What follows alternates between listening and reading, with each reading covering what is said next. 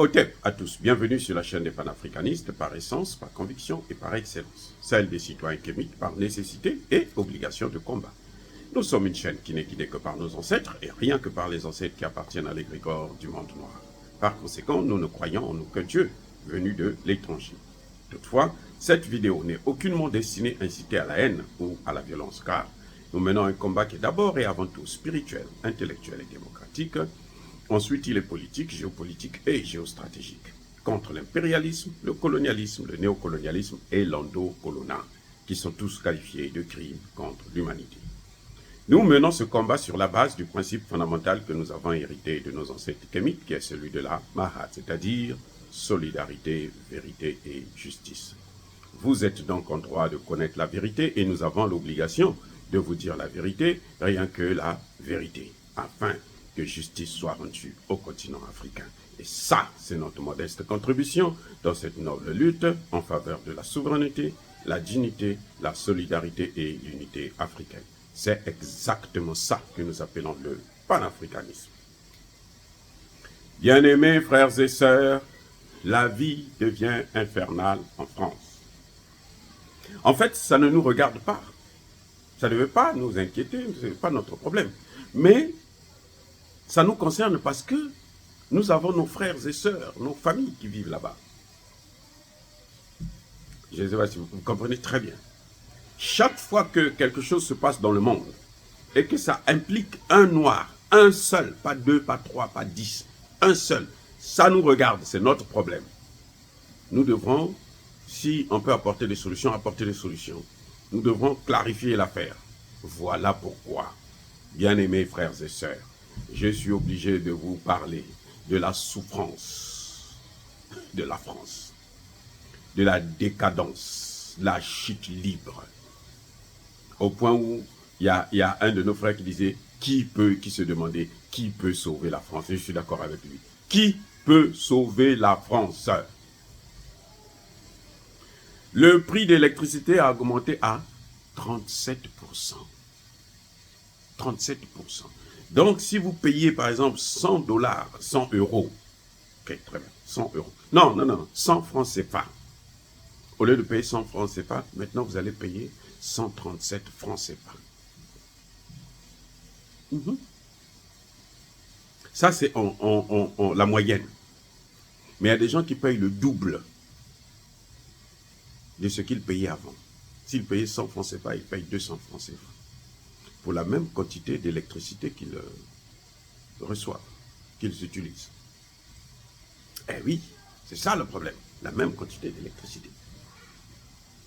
Maintenant, les gens se demandent, mais comment se fait-il qu'on est en train de renouveler notre parc nucléaire, on est en train de faire ceci, de faire cela, d'innover?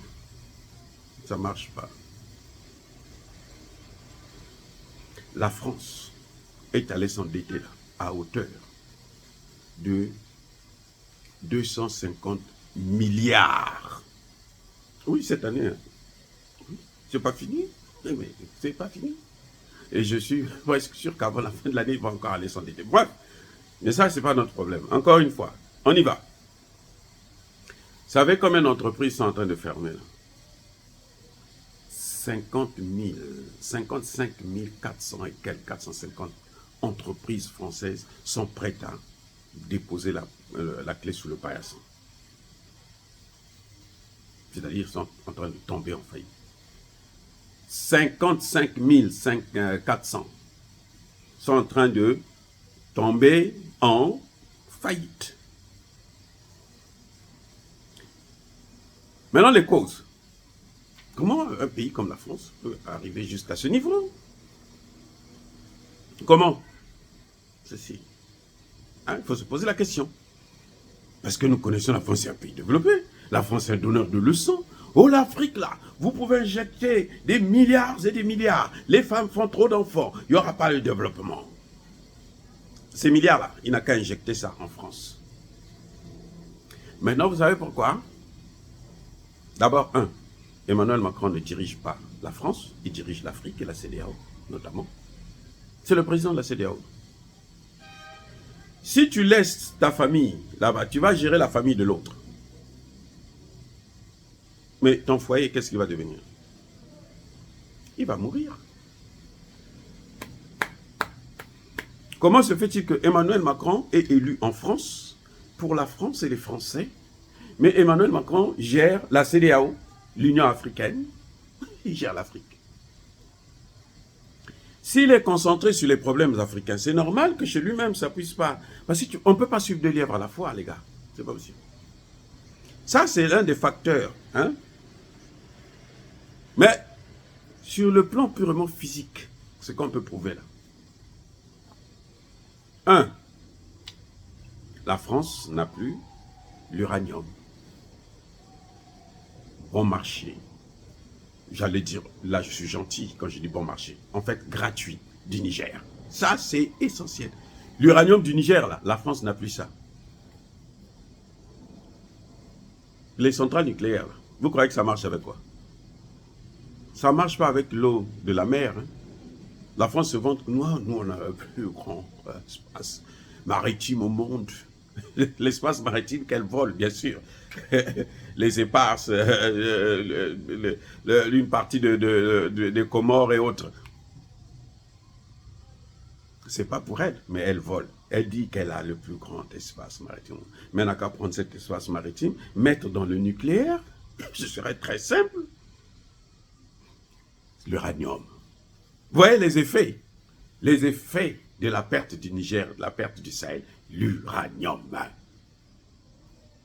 Ça, c'est avec le Niger. L'uranium du Niger échappe à la France.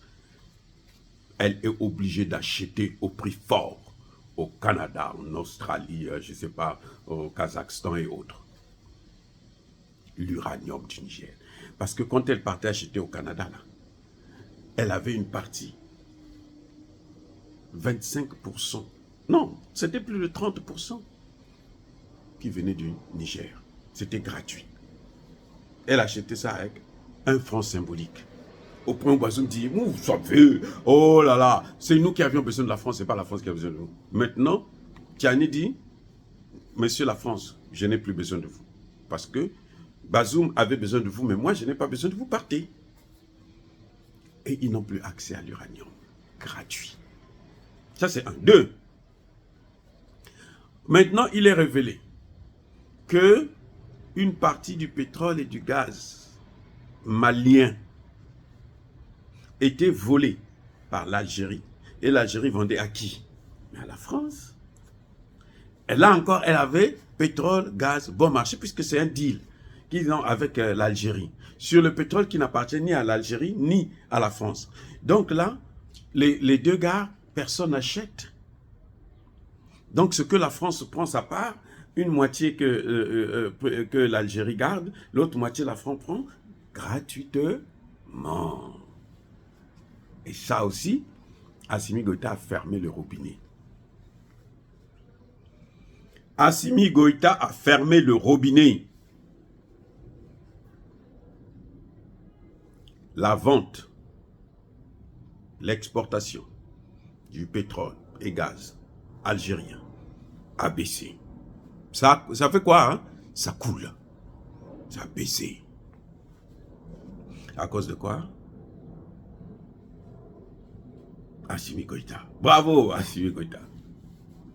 C'est pour ça que vous avez vu qu'ils avaient amené le terrorisme dans le Sahel. C'est pour ça que la France est en train de faire le deuil de la perte du Sahel. C'est pour ça que les Américains ne veulent pas quitter le Niger, mais ils seront obligés de quitter parce que, ils ne foutent rien, on n'a pas besoin d'eux.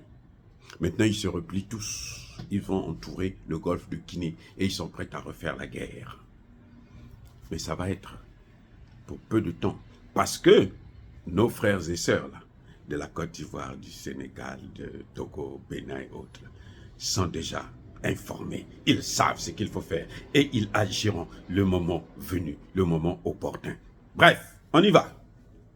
3e raison, l'augmentation de la vie chère en France. Vous savez, l'industrie là, comme je vous ai dit que les entreprises là, 55 400 et quelques, 430 ou 29 entreprises sont en train de fermer. Ça évolue. Avec quoi? L'énergie. Le pétrole, le gaz, moins cher. En dehors du pétrole, vous avez vu la France, les Français se vanter, nous, oh non, nous on n'a pas le problème comme l'Allemagne, parce que l'Allemagne prend 60% de son gaz et pétrole en Russie. Hein? Nous, c'est seulement 15%, c'est rien, on peut se passer de ça, il se passe. Ils voulaient même se passer de l'uranium. Il disait, oh, l'uranium du Niger, on peut se passer de ça. 15% seulement, c'est rien. Alors que c'est pas 15%, c'est l'essentiel. Bref, l'industrie, là, le pétrole, le gaz, l'énergie moins chère de la Russie. La Russie aussi a fait quoi? Fermer les portes. Boum. Vous allez faire quoi? Maintenant, dites-moi, vous allez faire quoi? 3 raisons. C'est pas fini. Lorsque nous allons encore frapper sur le CFA, là, vous allez voir la France, là, ça va encore aller. C'est pour ça qu'ils font tout pour supplier les pays africains pour qu'ils ne puissent pas sortir du CFA. Maintenant, c'est ce qu'ils sont en train de faire. Oh, vous ne savez pas? Ah, je vous informe. Ils sont en train de tout faire avec le BCAO, la BEAC, la BAD, et tout comme ça pour faire en sorte que... Bon, en Afrique centrale, les gens dorment encore. Donc, les gens, ils ont un sommeil très long. Nous, en Afrique centrale. Pardonnez-nous, les autres Africains, là, pardonnez-nous. Parce que Dieu n'est pas encore passé par là-bas. Mais, croyez-moi, il va passer parce qu'il veut sauver tous ses enfants. Donc, quand le CFA aussi va rentrer en jeu, là, c'est fini pour la France. Que nos frères et sœurs africaines sachent, nous n'avons aucune intention de les sacrifier. Non, pas du tout. En France, là, non.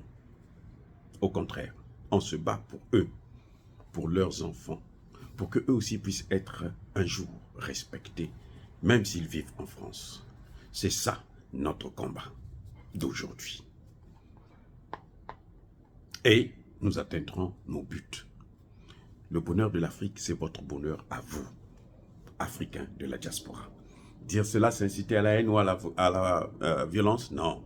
Yaba, colère, Malem, encore une fois de plus, bien aimés frères et sœurs, je persiste et je signe. Soyez bénis, soyez abondamment bénis par le Dieu de Kémit et par nos ancêtres angélisés. Mais, que tous ceux qui persécutent le continent africain le pillent et le déstabilisent, qu'ils soient noirs, blancs, chinois, arabes, indiens, juifs, qui qu'ils soient punis, maudits, foudroyés, neutralisés, écrasés, effacés par le Dieu de Kémit et par nos ancêtres angélisés. Vive l'Afrique éternelle, j'ai dit et j'assure.